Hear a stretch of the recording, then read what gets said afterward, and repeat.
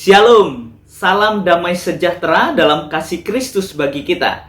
Jumpa kembali dengan saya, Nur Fitriadin, di channel Peace of Christ. Kiranya melalui video yang diunggah oleh channel ini boleh menjadi berkat bagi setiap kita.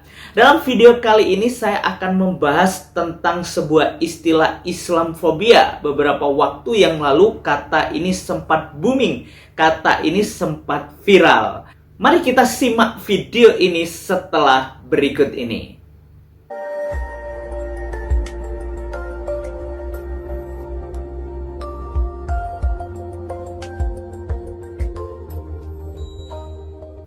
Teman-teman yang terkasih dalam Tuhan, dalam Wikipedia, Islamofobia adalah sebuah fobia atau suatu ketakutan, kebencian atau prasangka terhadap Islam atau Muslim secara umum, terutama bila dipandang dari sisi islamisasi dan sumber terorisme. Nah, jadi Islamofobia kalau kita perhatikan ini adalah sebuah ketakutan tentunya dari agama lain selain daripada Islam. Nah, jadi kalau kita memperhatikan bagian ini, benarkah di negeri ini ada Islamfobia? Apa yang dimaksud dengan Islamofobia? Saya rasa Bung Denny Siregar sudah membahas sejarah dari Islamofobia itu apa. Mari kita simak video ini. Saya sering banget dengar kata-kata Islamfobia. Islamfobia ini bisa diartikan sebagai ketakutan berlebih kepada Islam sebagai agama. Sebenarnya membedah sejarah asal kata Islamfobia ini cukup sulit, karena tergantung dari sisi mana kita melihatnya. Banyak ahli sejarah mencoba mengorek-orek sejak kapan istilah Islamfobia ini dimulai. Ada yang bilang sejak zaman Nabi Muhammad mulai menyebarkan ajarannya, ada juga yang bilang sejak masa perang salib di Eropa, dan banyak lagi.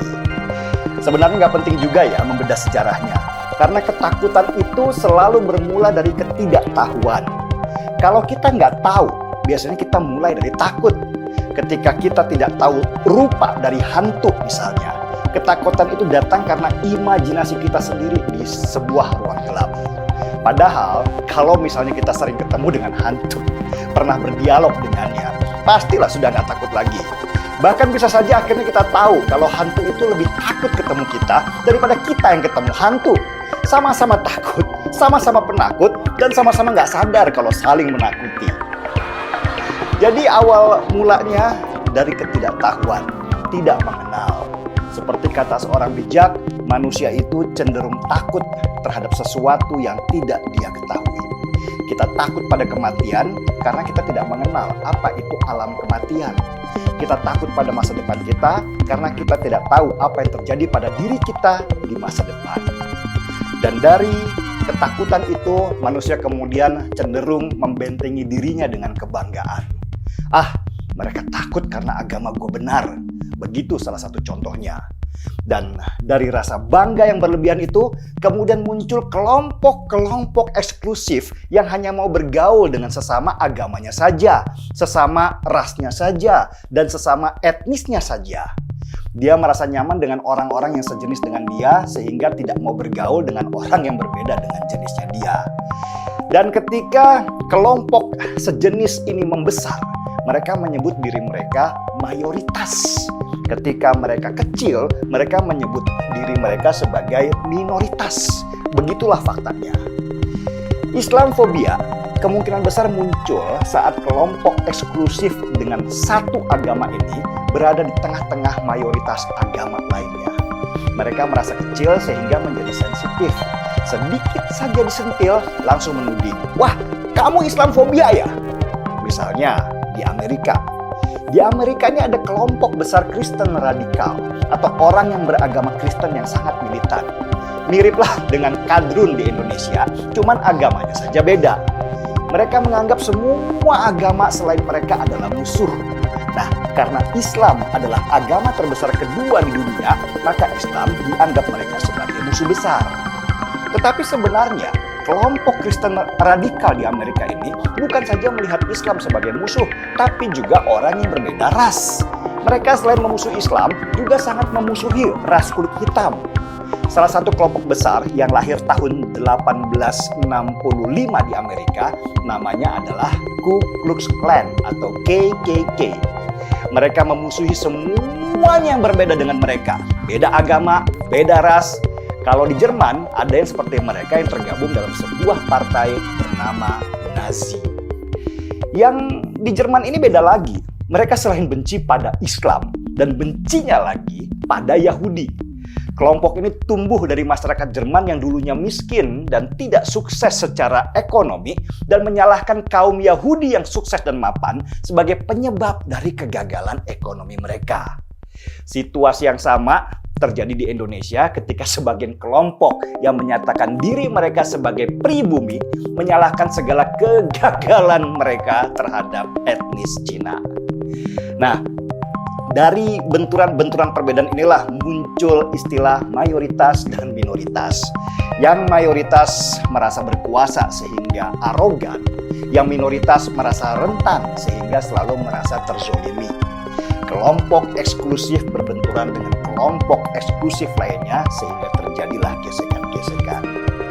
Di Amerika dan Eropa sendiri ada sih yang mirip-mirip dengan konsep Islamfobia, yaitu antisemit.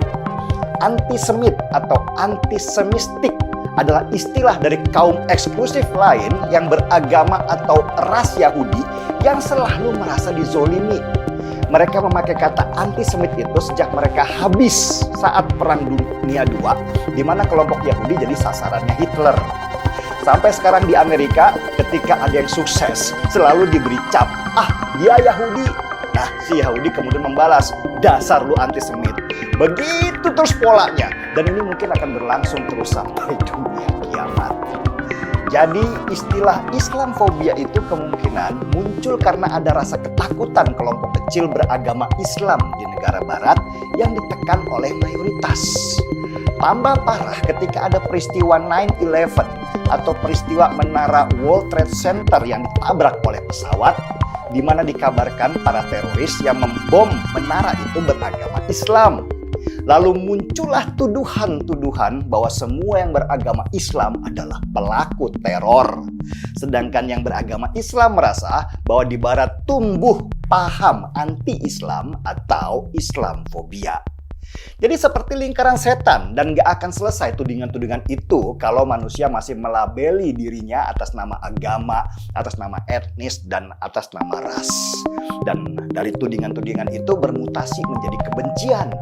Dan dari kebencian muncullah perang yang mengatasnamakan agama, etnis, dan ras. Bayangkan ya, dari ketidaktahuan akhirnya menjadi kebencian. Dan kebencian itu bahkan diciptakan oleh mereka yang memanfaatkan situasi untuk keuntungan mereka pribadi. Sebagai contoh, Perang Suriah selalu dipropagandakan perang Sunni melawan Syiah. Padahal itu adalah perilaku teroris yang di atas mereka ada gabungan negara Amerika, Inggris, Saudi Arabia, Qatar, Jepang, dan banyak lagi. Coba lihat, apa sih agamanya negara-negara itu? Multi agama, dan urusan mereka membiayai teroris di Suriah bukan karena agama, itu cuma alasan saja. Urusannya tetap uang, kekuasaan, dan sumber daya alam. Oke, kembali ke istilah Islamfobia di Indonesia. Kalau kita belajar sejarah munculnya istilah Islamfobia, itu muncul dari kelompok kecil atau minoritas yang beragama Islam di negara yang mayoritas beragama non-Islam. Buat saya itu masih bisa diterima ya. Namanya kelompok kecil atau minoritas selalu mendapat kesewenang-wenangan dari mereka yang merasa mayoritas dan arogan. Tapi masalahnya di Indonesia yang mayoritas beragama Islam, kenapa kok bisa muncul istilah Islamfobia? Lucu kan? Lah, memangnya agama Islam terzolimi apa di negara yang mayoritasnya beragama Islam? Kan gak masuk akal. Harusnya di Indonesia itu yang ada Kristenfobia. Soalnya banyak banget orang yang mengaku beragama Islam takut sama salib, takut sama pohon cemara, takut sama simbol-simbol agama yang berbeda. Harusnya yang Kristen, yang Buddha, yang Hindu, dan yang beragama lain dong yang fobia terhadap Islam. Secara tiap hari mereka harus dengar azan 5 kali sehari. Belum pengajian-pengajian yang disiarkan pakai toa dengan volume maksimal. Lah ini kok di negara yang mayoritas Islam ada yang bilang ada Islamfobia. Kim Jong Un dengarnya pasti ketawa sampai kentut-kentut sambil merudal pengawalnya. Itulah kenapa saya lebih suka pakai istilah kadrun atau kadal gurun kepada mereka. Karena saya sendiri beragama Islam, nggak mau disamakan dengan mereka. Mereka itu selain bodoh juga cengeng. Kalau berkelompok, koarnya itu paling besar. Pas dijewer dikit, langsung teriak, Islamfobia!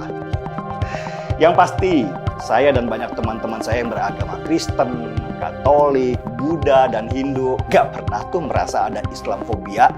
Kami hanya merasa kadrunfobia atau ketakutan berlebih pada kadrun. Mungkin bukan takut sih, lebih tepatnya jijik, seperti jijik pada kecoa. Tapi seperti juga kecoa, kadrun itu juga ada manfaatnya. Setidaknya kita bisa bisikan ke anak kita, "Nak, sekolah yang tinggi ya, biar kamu nanti nggak bodoh seperti mereka." Seruput kopinya. Dari pembahasan Bung Denny Siregar, saya yakin dan percaya kita begitu jelas apa yang dimaksud dengan Islamofobia. Bagaimana realita yang terjadi di negeri ini? Apakah Islamofobia itu benar-benar ada di negeri ini? Dan kalau kita melihat realita yang terjadi, bagaimana dengan penolakan gereja di Gresik? Yaitu pembangunan gereja ditolak habis-habisan. Oleh karena apa? Oleh karena mungkin orang-orang di luar kekristenan takut ya. Maka dari itu kalau melihat di arti kata Islamofobia sebenarnya tidak ada ya. Yang ada adalah Kristenfobia.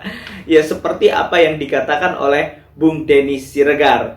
Nah, mari saya mengajak kita untuk teman-teman sekalian dimanapun kita berada, kita berdoa untuk gereja-gereja Tuhan yang mengalami penutupan secara paksa, yang mengalami tekanan di dalam peribadatan mereka, merasa tidak nyaman dan tidak aman dalam ibadah mereka. Mari kita berdoa bersama dimanapun kita berada untuk gereja-gereja Tuhan di seluruh dunia ini. Firman Tuhan menuliskan di dalam Yeremia 29 ayat yang ke-7, dituliskan demikian, "Usahakanlah kesejahteraan kota kemana kamu aku buang, dan berdoalah untuk kota itu kepada Tuhan, sebab kesejahteraannya adalah kesejahteraanmu." Mari kita bersama-sama berdoa, mengajak setiap kita menaikkan doa kita kepada Tuhan untuk kota di mana kita tinggal, dan berdoa untuk gereja Tuhan dimanapun berada, supaya boleh tetap memiliki kebebasan untuk beribadah. Tuhan Yesus memberkati kita. God bless you.